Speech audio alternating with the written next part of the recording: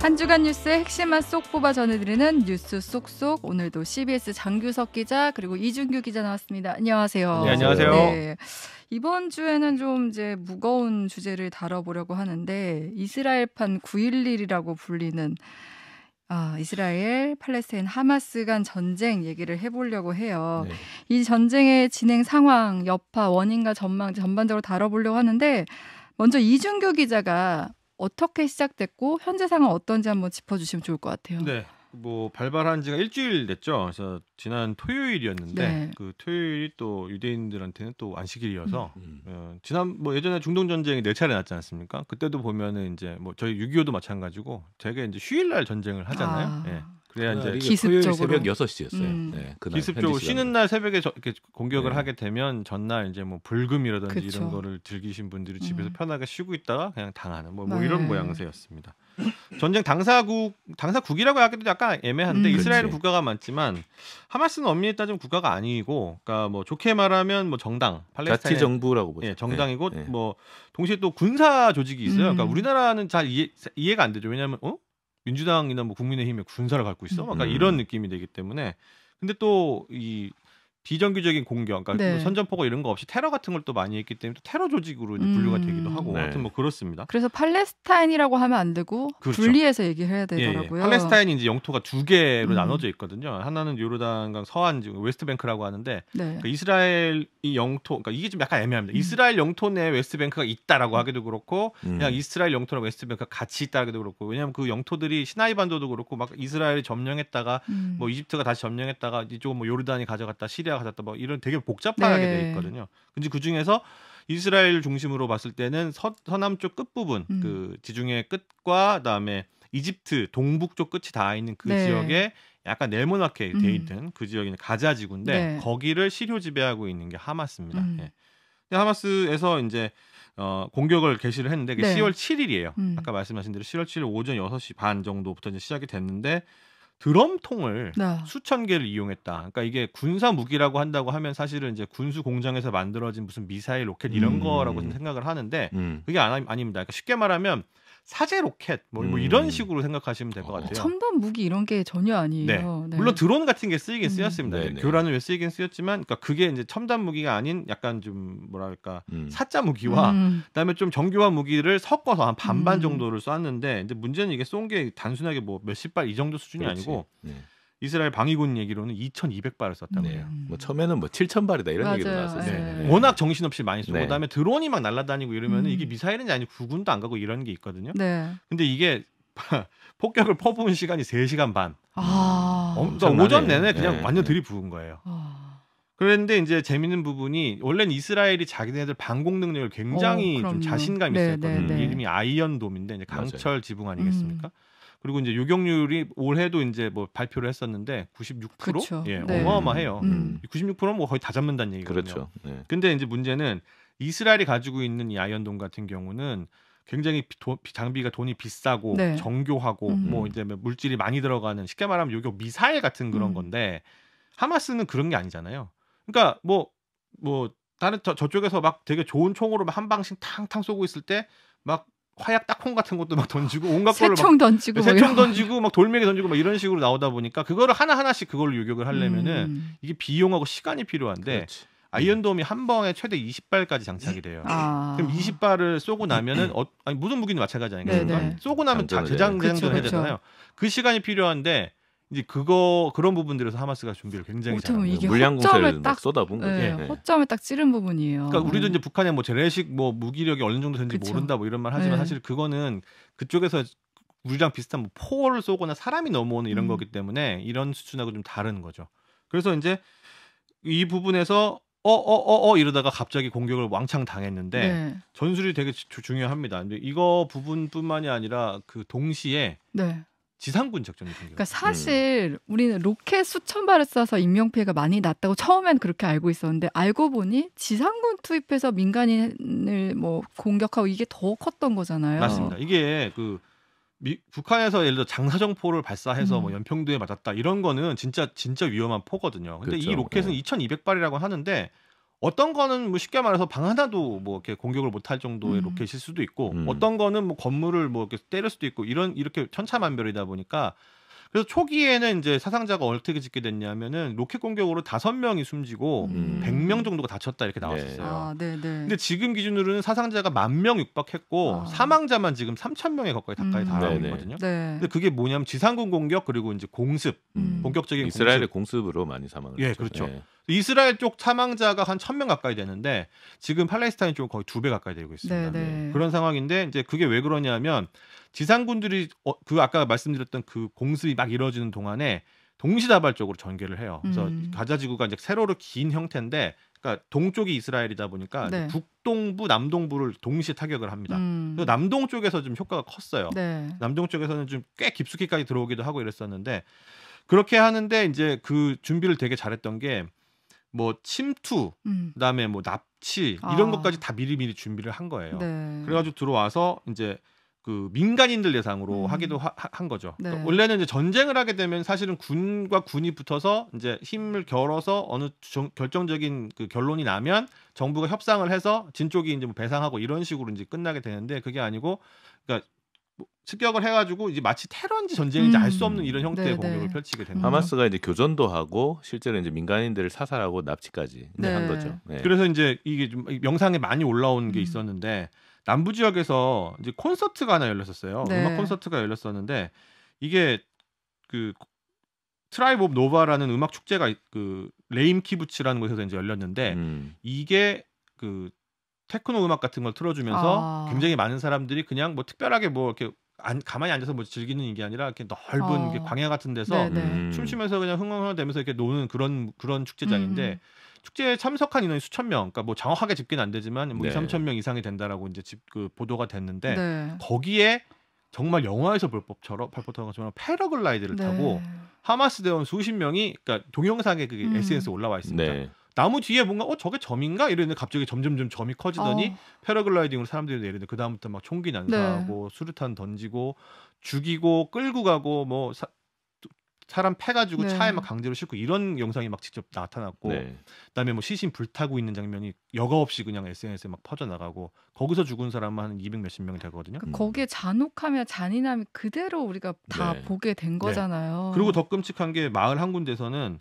영유아, 그러니까 이게 어린이도 아닙니다. 영유아 40명이 집단으로 숨진 채 발견이 됐는데 뭐 급하게 마을을 공격하고 뭐 지나갔다 이런 수준이 아니라 애들이 모여 있었고 총 맞은 애뿐만 아니라 참수를 당한 애기들이 있었어요. 그러니까 이런 게 알려지니까 야 이건 해도 너무한 거 아니냐. 그러니까 갈등이 있어서 뭐 공격은 그 전에도 있었지만 그래서 이제 이스라엘이 붕괴를 하고 바로 반격에 돌입을 했습니다. 네, 뭐 아까 얘기하신 대로 이제 아까 사망자 뭐 얘기를 했는데 처음에 하마스가 시작했지만 실제 지금 피해는 하마스 쪽에 더 많잖아요. 맞습니다. 네. 이게 왜 그러냐면 뭐 많은 분들이 아시겠지만 국방력 차이가 기본적으로 워낙 큽니다. 이제 하마스는 사실은 나라 수준도 안 되기 때문에 거기가 이제 인구가 많기는 많아요. 왜냐면 근데 최근에 급격하게 증가했거든요. 되게 많은 나라들이 90년대, 2000년대 들어서는 이제 인구 증가세가 좀 둔화되는 그런 성향이 있는데 하마스는 오히려 그 수준의 다른 나라 개발도상국 수준처럼 인구가 급격하게 늘어났거든요. 100만 된 지가 한 20년 뭐 이렇게 얼마 되지도 않았는데 지금 300만이 되고 이러니까 그래서 그러다 보니 이제 뭔가 인프라는 필요하고 사람들 일은 해야 되고 뭐 이런 건 있어야 되는데 이제 이스라엘이 그걸 다 쥐고 있고 아무것도 안 되는 이유가 힘 차이가 워낙 나니까 뭘 할 수가 없는 거예요. 그 국방력이 똑같이 나타납니다. 그러니까 그 근처 나라 중에서 이스라엘하고 이제 월드 파이어 파워라고 이제 국방력 비교하는 그 전문 사이트가 있는데 이스라엘하고 비벼볼 수 있는 나라가 이집트 딱 한 나라밖에 없어요. 나머지 나라들은 그냥 붙으면 이스라엘한테 다 쉽게 말해서 박살날 정도 수준이니까 하마스 당연히 이제 그런 부분이 있고 그다음에 뭐 네타냐후 총리 당연히 자국이 침범을 당했으니까 분노했고 바로 그날 아침에 국방장관이 니들은 굉장히 후회할 짓 했다. 가만히 두지 않는다. 공습 바로 그날부터 시작을 했고요. 그다음에 지금은 뭐 거의 하마스 씨를 말리겠다 이런 수준이에요. 그래가지고 공습을 그때부터 지금까지 그 팔레스타인 그 요르단강 서안지구는 물론이고 가자지구 모든 사람들 하는 얘기가 뭐 어디서든 폭격 소리가 계속 들린다.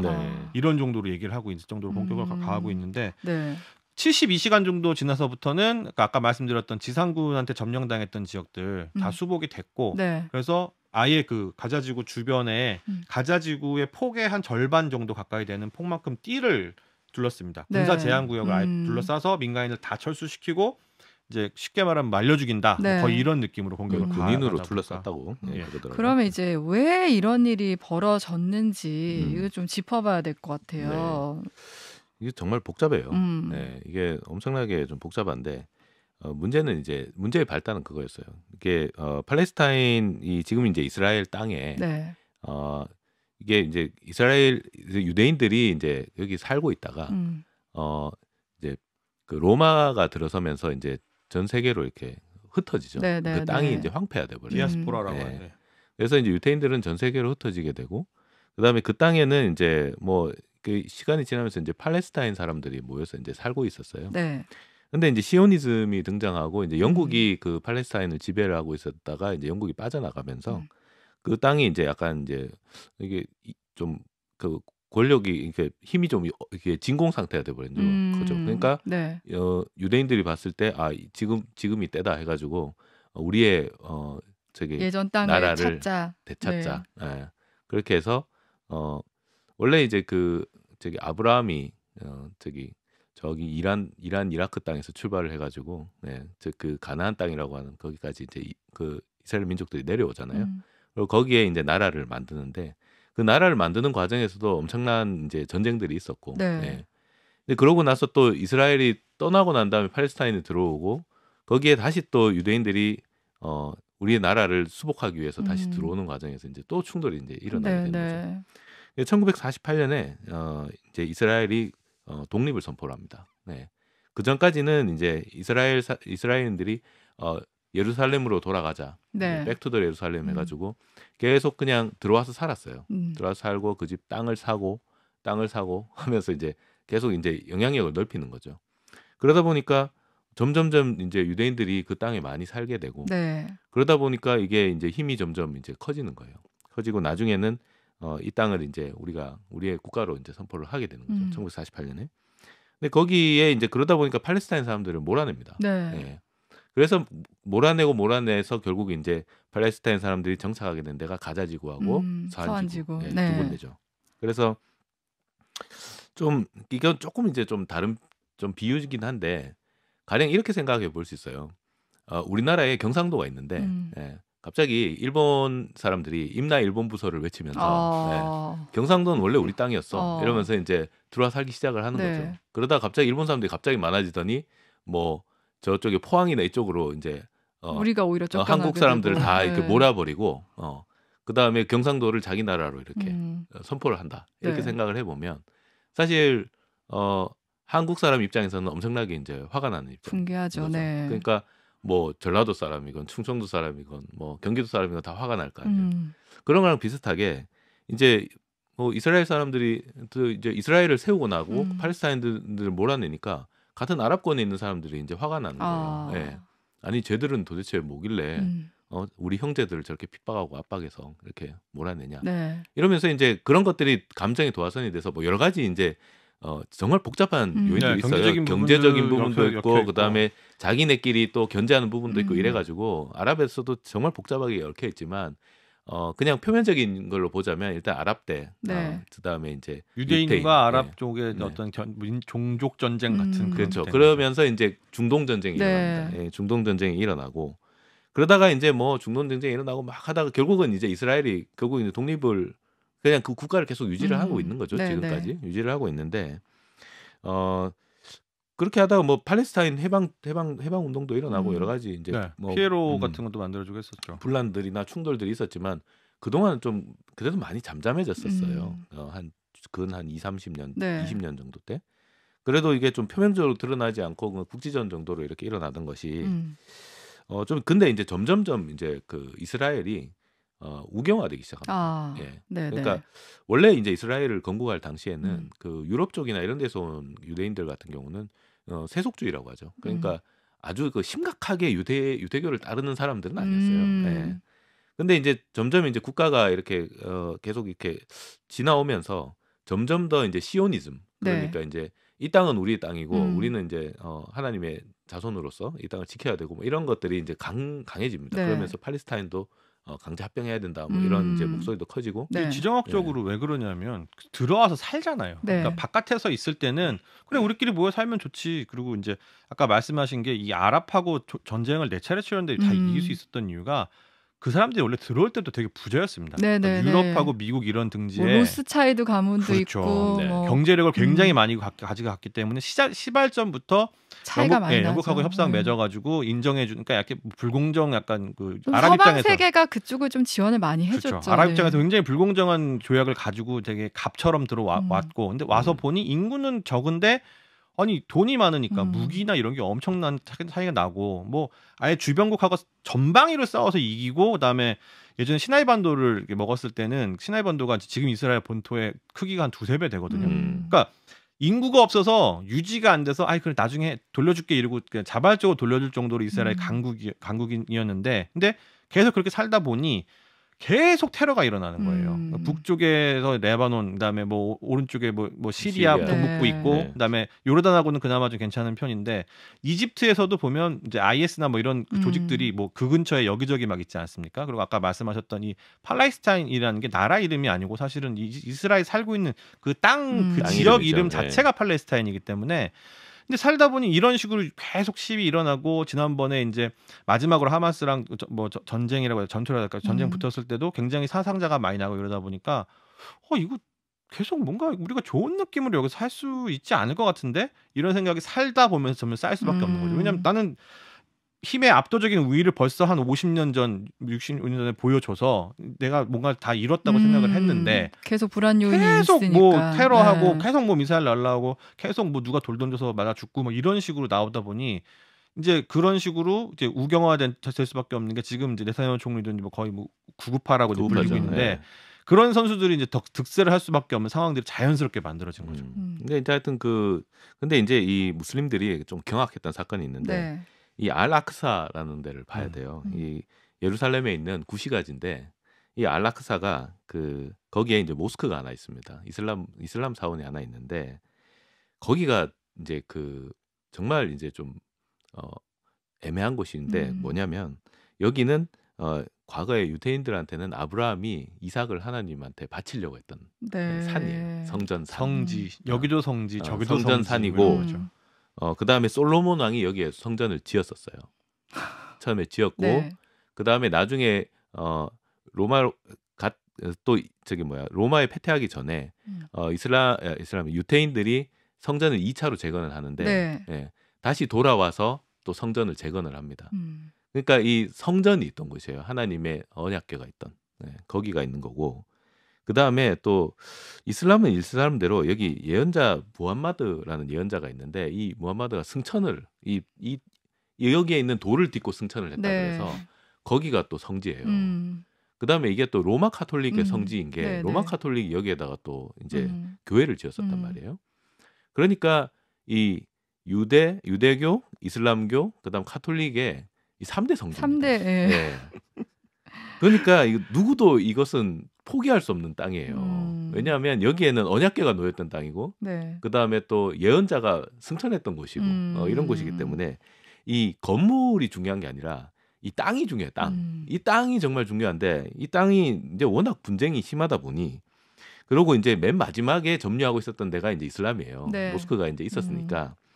그러니까 이제 예루살렘 이제 이스라엘에서도 이거는 완전히 너네들 다 나가라 할 수는 없고 이제 여러 가지로 이제 좀 눈치도 보이고 아랍하고 계속 이제 분쟁이 있던 상황이니까 합의를 합니다. 합의를 해서 일단은 모스크는 일단 있던 거니까 요르단 너네들이 이거 관리해. 이렇게 해서 요르단의 그 종교 기구가 있는데 거기에서 이 사원을 관리를 합니다. 관리를 하고 그다음에 이 모스크 사원 안에서는 이슬람 그 교도들만 무슬림들만 기도를 할 수 있어요. 그리고 그 유대인들은 그 성전에 이제 남아 있는 축대죠. 통곡의 벽. 그쪽 이제 약간 그 사원 옆에 좀 외곽으로 나가서 있는 통곡의 벽에서 기도를 합니다. 근데 이제 이스라엘이 점점 이제 우경화가 되고 이제 극우화 되다 보니까 아니 뭐야 왜 우리 언약궤가 있던 이 성전에 우리는 들어가서 기도를 못 하는 거야? 라는 불만이 있는 거죠.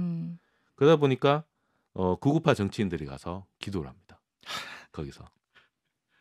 근데 이 과거에는 이 또 과거에는 무슬림들이 거기 안에서 기도를 하다가 또 뭐 이스라엘 경찰들이 출동해서 뭐 폭력 진압을 하다 사망하기도 하고 뭐 이런 여러 가지 사건들이 있어서 상당히 좀 이렇게 감정이 쌓여 있는 동네거든요, 여기가. 네.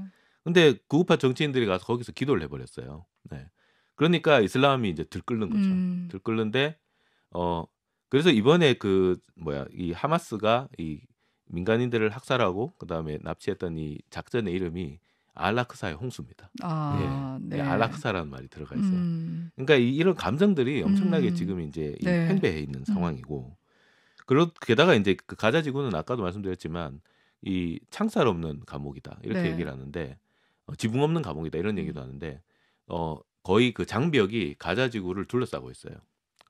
삥 둘러싸고 아예 나올 수가 없습니다. 막혀 있죠. 봉쇄돼 있어요. 예. 예. 그래서 게이트를 통과해야만 나올 수가 있는 네. 그런 상황인데다가 이게 웃긴 게 이스라엘이 바다 이게 공중까지 전부 다 관리를 하고 있기 때문에 뭐 인도주의적 차원에서 뭐를 뭐 좀 그러니까 전쟁 나기 전에도 뭘 도와주겠다 어디 외부 기구에서 뭐 이렇게 가자에다 뭘 주겠다 이런 거를 전부 다 이스라엘이 관리를 합니다. 그러니까 네, 완전히 네. 쉽게 말해서 뭐 멱살 정도 쥐고 있는 게 아니라 아니, 손으로 막혀있죠. 그냥 목을 네. 그냥 탁 네. 잡고 있는 그런 게다가 상황이거든요. 모든 주민들 다 감시하고 있어요. 그 안에서 드론이나 이런 걸 띄워가지고 다 감시하고 있고, 그 다음에 이집트로 빠져나가는 통로가 하나 있는데, 근데 이집트도 거기를 봉쇄를 하고 있어요. 네, 뭐 이런 내부적인 요인도 있지만 네. 외부적인 것도 있잖아요. 이제 미국이 최근에 중동 평화를 위해 이제 사우디아라비아와 이스라엘 수교 정상화를 하면서 이런 요인 때문에 이번 일이 생겼다 이런 그러니까 분석도 이스라엘이 있어요. 계속 네. 그 아랍 국가들하고 아까 말씀하신 대로 그 내부가 너무 이제 불안하니까 계속 이제 아랍 국가들하고 이제 수교를 합니다. 바레인, 뭐 아랍에미레이트 이런 쪽하고는 수교를 이미 했고요. 그다음에 이제 사우디아라비아하고도 이제 수교를 하려고 네. 이제 미국이 중재로 이제 협의를 하고 있었죠. 협의를 하고 있었는데 이게 또 이제 이슬람이 두 부류로 나뉘어요. 예. 사우디가 예. 시아파의 수장이고 사우디는 순니파의 수장이고, 아유. 예. 이란은 시아파의 맹주입니다. 음. 예. 그런데 사우디아라비아가 이스라엘하고 서로 수교를 하고 국가적 지위를 인정한다. 그러면은 이제 전체적으로 이란의 어떤 입지가 이제 흔들리게 네. 되는 거죠. 왜냐하면 이란은 여러 가지 이제 중동의 불안을 이제 틈타서 시아파의 이 세력을 확장시키려고 지금 노력을 하고 있거든요. 그런데 이제 그 중동이 안정이 돼 버리면 이제 그런 부분에서 자기들의 입지가 축소가 되고, 그러다 보니까 이것은 이스라엘은 그 다음에 이 거의 우리나라로 치면 북한 같은 겁니다. 네. 이란에서 봤을 때는 이제 거의 뭐 같이 상종할 수 없는 원수인 거죠. 그러니까 이 국교를 수립하는 거를, 사우디가 국교 수립하는 거를 네. 보고 있을 수가 없는 거예요. 그러다 보니까 하마스를 부추겨 가지고 이란이 뭐 이거를 사주한 게 아니냐, 이제 네. 이런 이제 의심들이 이제 나오고 있고, 실제적으로 이제 좀 배후에 있었다는 이제 정황들도 나오고 있는 것 같아요. 네, 그게 네. 오피셜한 그 성명이나 이런 걸로는 좀 평화를 좀 지향하면서 왜 그랬어? 뭐 아니 우리는 개입한 적 없어 이런 식으로 말은 하지만 아무도 그걸 안 믿는 게 그 동네가 그런 멘트로 뭔가 가름되고 이 정리가 되는 이런 분위기가 아니거든요. 네, 그러니까 네. 지금 말씀하셨던 사우디나 이란 같은 경우는 굉장히 어떤 그 왕제, 뭐 중앙 집권 이런 게 굉장히 강력한 나라고, 그 중동 국가 중에서는 그래도 굉장히 국가 기틀이 강하게 갇혀 있는 나라지만, 다른 나라들 같은 경우는 그 근처에 이스라엘 둘러싸고 있는 다른 나라들 같은 경우는 그 지방에 있는 군벌들 관리가 아예 안 되는 수준입니다. 그러니까 누가 막 로켓을 막 몇십 발을 발사했는데 그 정부도 막 찾는 거예요. 이거 누가 쐈어, 누가 쐈어, 막 이러고 있고. 그러면 그 맞은 나라 뭐 대부분 이스라엘이죠. 이스라엘은 그럼 복수한다고 다시 이제 그 나라에다가 로켓 쏘고 이러면은 네. 왜 그래? 아니야, 우리가 쏜 거 아니야 이러면서 이제 막 읍소하는 이런 정도 수준이기 네, 네. 때문에, 그러니까 그 이슬람 국가 사이에서도 말씀하셨던 것처럼 시아파 수니파의 어떤 그 갈등 관계가 있고, 네. 그다음에 그 커넥션들이 있는 걸 알면서도 정부가 능력 부족으로 관리가 안 되고 있고, 그럼 이스라엘 어떻게든 이거를 좀 극복을 해야 되니까 누군가는 손을 잡아야 되는데, 마침 사우디가 미국의 중재로 해서 손을 잡아준다고 하니, 그리고 사우디 사실은 그런 게 국력 낭비가 너무 싫거든요. 해야 될 것도 많고 투자해야 될 것도 많고 유치도 해야 되고 자기네들 개발할 것도 많고, 그다음에 점점 원유에 대한 가치는 나중에 네. 떨어질 텐데 이런 거 대비해야 되는 상황이어서 전략적 파트너도 너무 좋게 잘 나가고 있다고 생각을 했는데, 덜컥 그 아랍이라는 이름에 딱 발목이 잡힌 거예요. 근데 이거를 그냥 또 두고 방관을 하자니 이것도 아랍 국가들한 형제 국가들한테 욕을 먹을 것 같고, 그리고 이거를 아마 이란이 계속 속으로 삘삘대면서 박치면서 보고 있을 거고, 이러니까 네네. 어쩔 수 없이 이 스탠스를 약간 물릴 수밖에 없는 이런 상황이 돼버린. 그러니까 굉장히 지금 복잡합니다. 이게 굉장히 뭐 여러 주변 국가들도 얽혀 있고, 뭐 미국 이렇게 서방 국가들도 얽혀 있고 하다 보니까 이제는 좀 이 범위가 좀 확장된다고 그렇죠. 해야 되나? 네. 그러니까 다른 나라들도 껴들 수밖에 없는 상황이잖아요. 그렇죠. 이게 이제 결국은 이란입니다. 이란. 네. 근데 약간 그 이스라엘도 울고 싶은데 뺨 맞은 격이 될 수가 있어요. 네네. 왜냐하면 이란을 계속 치고 싶어 했거든요. 네. 이란이 그 핵 개발을 하게 되면서 제1 타겟으로 잡은 게 이스라엘이었습니다. 그러니까 핵폭탄이 우리한테 떨어질 수 있다라는 어떤 불안감이 있었고요. 그래서 이란의 어떤 핵 프로그램들을 계속 제거하는 역할을 해왔었어요. 이스라엘이. 이스라엘 핵과학자들을 암살하기도 하고 핵시설을 공격하기도 하고 네, 그러면서 이스라엘의 핵 개발을 계속 막아왔고 미국을 움직여서 미국이 어떻게든 이제 핵합의 같은 걸 하면 핵합의에 가장 반대했던 게 이스라엘이었어요. 그냥 아예 이란의 핵시설을 다 그냥 싸그리 없애야 된다. 네. 이런 입장이었기 때문에 이스라엘도 이참에 이란을 공격하게 되지 않을까라는 걱정이 있습니다. 근데 이란도 이스라엘을 언제든 지금 미사일로 쏘겠다.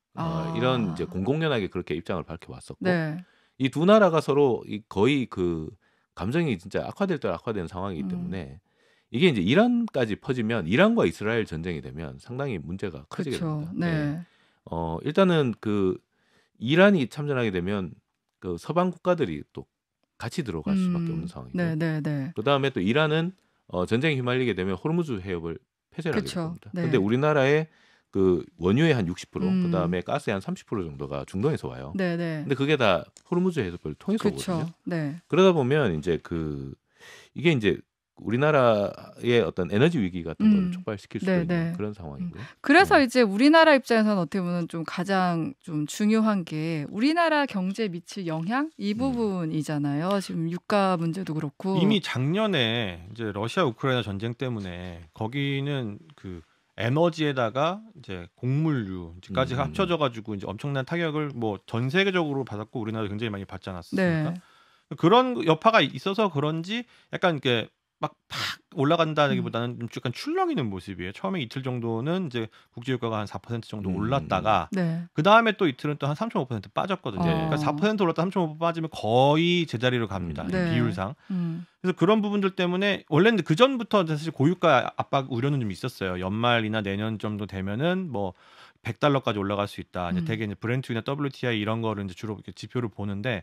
선물들 가격이 굉장히 올라갈 수 있다라고 보면서도 한편으로는 아니야 지금 이거는 뭔가 그 상수 같은 변수야. 그리고 오히려 지금 미국 경제 상황을 더 지켜볼 필요가 있어.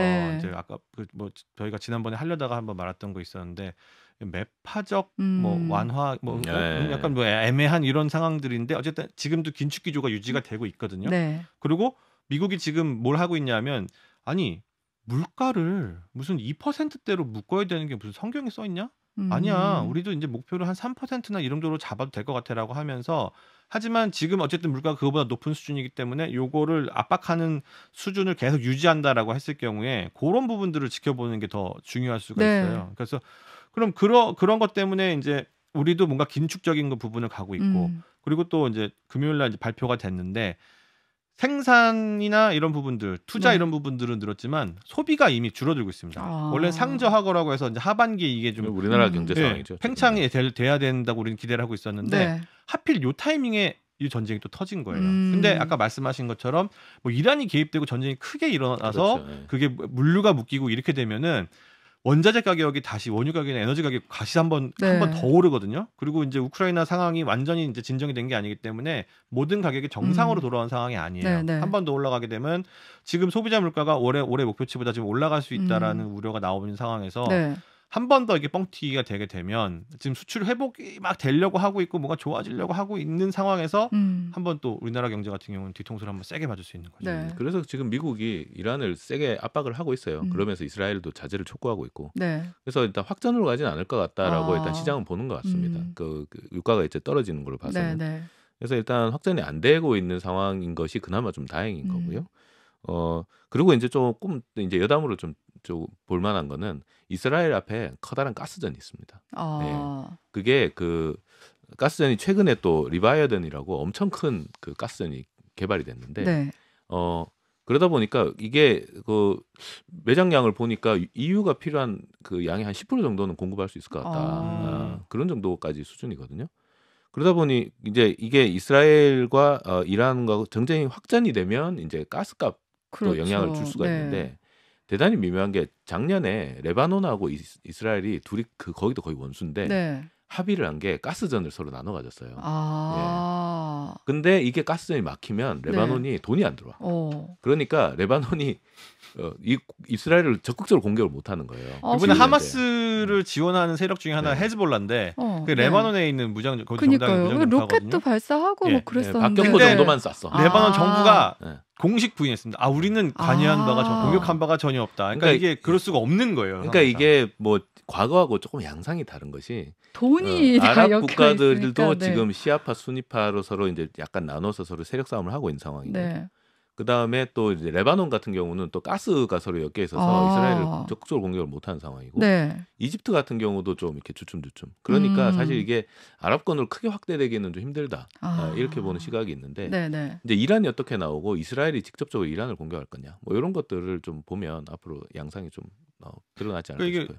영원한 적도 친구도 없고, 그리고 이제 아까 말씀하신 것처럼 아랍권 내부에서는 어쨌든 종교적인 부분이 갈등의 시발점이 되지만 사실 각자 개별 국가로 놓고 그 서방이라든지 이스라엘을 하고 대할 때는 이제 경제적인 부분이 사실 굉장히 중요하잖아요. 이집트도 지금 되게 재밌는 게 이스라엘 쪽으로 이제 이거 뭔가를 공급해주거나 이럴 수가 없는 상황이에요. 지금 이스라엘이 좀 분노해가지고 전기, 물 이런 거 다 끊었습니다. 그렇게 되면 이제 일단 면역력 약한 어린이들이 먼저 위험해서 생명을 잃을 위협이 놓이게 되고, 그리고 바로 정말 죽을 수 있는 사람들은 병원에 지금 입원하는 사람들, 공습이 계속되고 있고 사상자가 지금 10,000명 정도가 나왔는데 그 중에 사망자가 3,000명 정도 되니까 그 얘기는 7,000명 넘는 사람이 부상자가 발생했다는 얘기잖아요. 근데 그들 중에 상당수는 가자에 있을 거거든요. 그러면 이 사람들 당장 이제 공급이 안 되니까 굉장히 위험한 상황이어서 그러니까 인권단체라든지 유엔이라든지 심지어 미국에서조차도 좀 인도주의적 회랑, 그러니까 이게 회랑이라는 게 이제 뭐 통로 같은 거를 말하는 거지 않습니까? 쫄차. 근데 지금 딱 보아하니 이스라엘은 옆을 완전히 쳤기 때문에 들어갈 수가 없고, 그래서 이집트 니네가 조금 저기 해라, 니네 형제 국가인데라고 했는데 이집트가 이거를 공식적으로 거부를 했어요.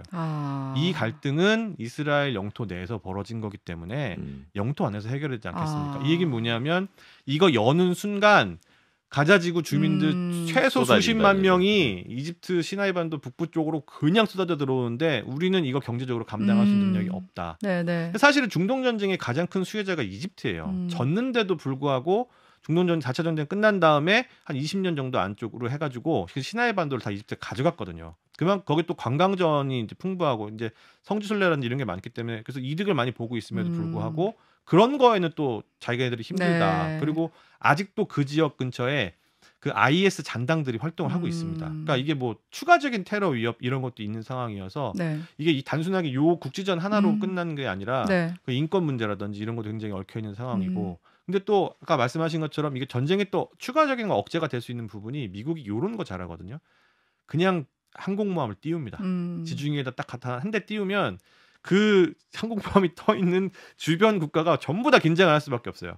야, 우리 수틀리면 그냥 하나 쏟아붓는다 이러면은 뭐 동네 하나가 그냥 날아가는 게 일도 아니니까. 우리나라도 가끔 이제 북한이 긴장할 때가 뭐 B2 뜰 때나 아니면 항모가 이제 부산항 들어올 때 이런 때거든요. 그래서 이런 부분들이 있어서 억제가 되긴 될 텐데, 그러면 지금 이 상황을 어떻게 인도적으로 풀어낼 수 있는 거냐. 경제적으로 이렇게 얽혀 있는 게 있으니까 조심을 하겠지만 이미 약화되는 상황 이거 어떻게 할 거냐. 이 부분이 관건일 것 같은데 이걸 좀 어떻게 풀어낼지가 되게 숙제가 될 것 같습니다. 얘기를 듣고 보니까 이게 단순히 뭐 그 종교 간의 분쟁 뭐 이게 아니라 뭐 돈도 엮여 있고 국가 간의 분쟁도 엄청 얽혀 있어서 어떻게 될지 모르겠는데 이제 두 분이 전망하신 대로 더 이상 확장 안 되고 사실 그 안에서 민간인들이 죽어나가는 게 가장 안타까운 상황이잖아요. 빨리 전쟁이 멈췄으면 좋겠다 이런 생각이 듭니다. 네, 오늘 뉴스 쏙쏙 여기까지 할게요. 두 분 감사합니다. 네, 고맙습니다.